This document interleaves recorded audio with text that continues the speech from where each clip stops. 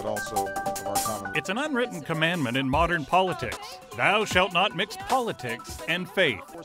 But when a U.S. presidential campaign heats up, it seems tens of millions of believers miss the memo.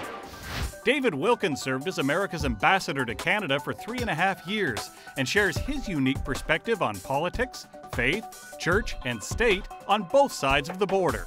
He joins Lorna in a moment.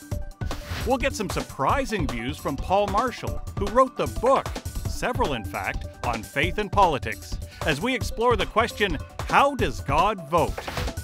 This is Context, a look at life beyond the headlines.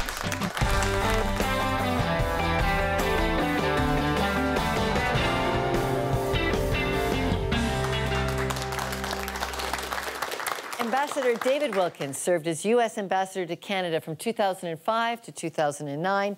That tenure followed a long career in politics as a legislator and Speaker of the House in his home state of South Carolina.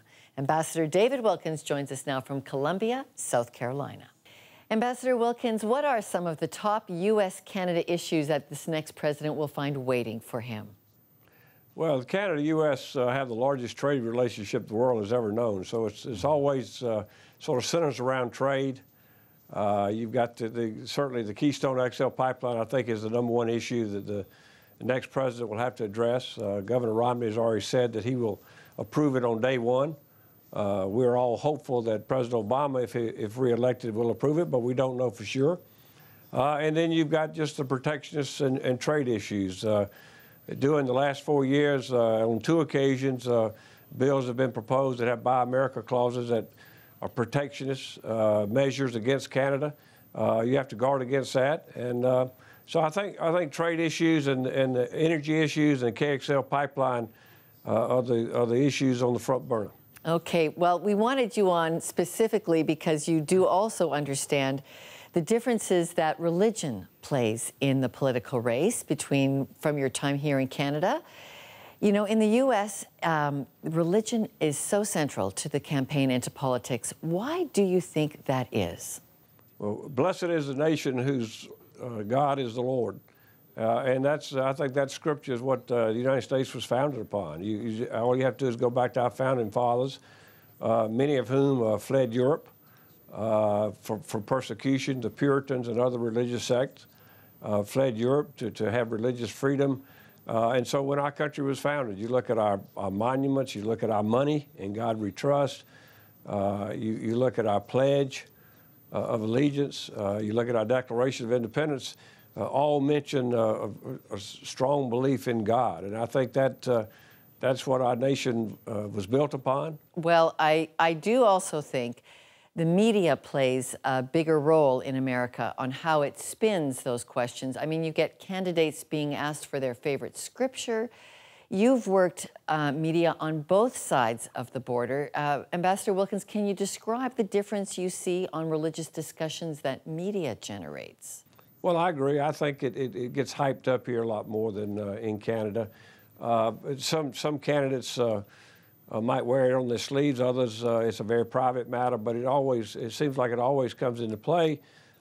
Even this election that we're in right now, actually, I don't think in the end it's going to make a huge difference and affect the outcome.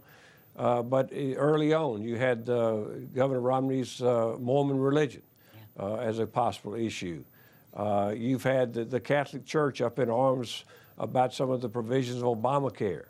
Requiring the contraceptive provisions and pay for abortion provisions in Obamacare certainly riled up the Catholic Church. And even at the Democratic National Convention a few weeks ago, you had the word God was taken out of the platform until there was such an outcry about that. It was put back in on a pretty dramatic voice vote where there was yes and no's. And so even at a convention, at a Democrat National Convention, the word God became sort of a major issue there in the platform. So do you think one party has an upper hand on the other for attracting the religious vote? Well, I think in the national election coming up, probably not. I think generally speaking, sometimes the Republicans do have an upper hand on attracting the religious vote. You certainly, in the president's fairly recent stand endorsing, very strongly endorsement of gay marriages, has certainly turned off some of the African-American pastors who now say they can't support him based on strong religious views. And so I would say it tends to favor Republicans, but in this upcoming federal election that we're having for president, the economy, budgetary matters, the deficit, jobs, the high unemployment rate that's facing our country, the stagnant economy that we've had now for 4 years, that is by far the predominant issue, and pretty well everything else pales in comparison to that. Okay, so religion pales in comparison to the economy, but I am curious, what is the line that shouldn't be crossed when it comes to separating church and state in American politics? Well, it's hard to quantify. And it gets hazy at times. Right now, just recently in the United States, you've got thousands of pastors who are protesting the tax-exempt status that's being threatened to be taken away from churches if they mention political, I guess, incorrect things. If they talk about abortion, if they talk about certain things that may be deemed a little political, would that allow the IRS to come in and take the tax-exempt status away from that church? And so there's a big outcry and uproar in our country from many religious sectors about that tax-exempt status now. All right, so election night is coming.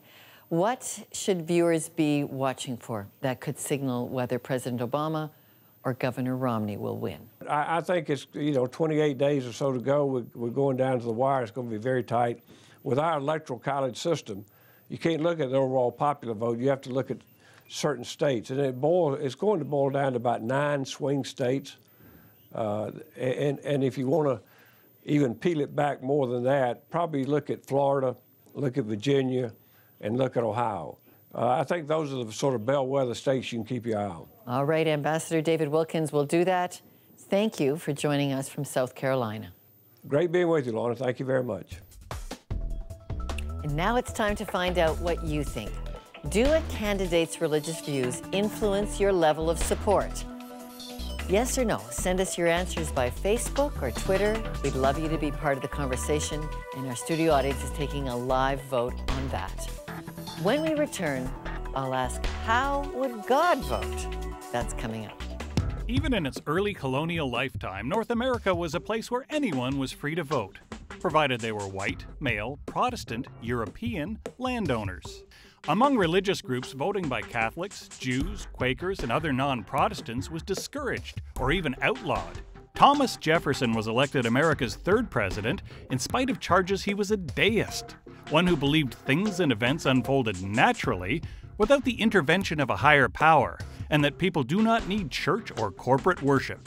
6 decades later, charges of unchurchiness haunted Abraham Lincoln, who declined to embrace any one Christian denomination. While Canada has known Roman Catholic prime ministers since Nova Scotia's John Thompson took the gig in 1892, Americans were slower to warm to the idea, rejecting New York Governor and Roman Catholic Al Smith in 1928, before just barely electing John Fitzgerald Kennedy in 1960.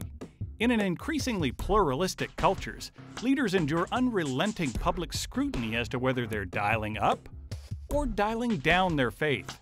Invariably, Christian identity becomes a touchy subject come election time. Just ask Barack Hussein Obama. And I got my middle name from somebody who obviously didn't think I'd ever run for president. Are church and state, or more to the point, religion and politics, intertwined in North America? Compared to some highly secularized European countries, it might seem so, but the two are far less cozy compared to countries with a single dominant religion, such as Malta, Israel, and the Republic of Ireland.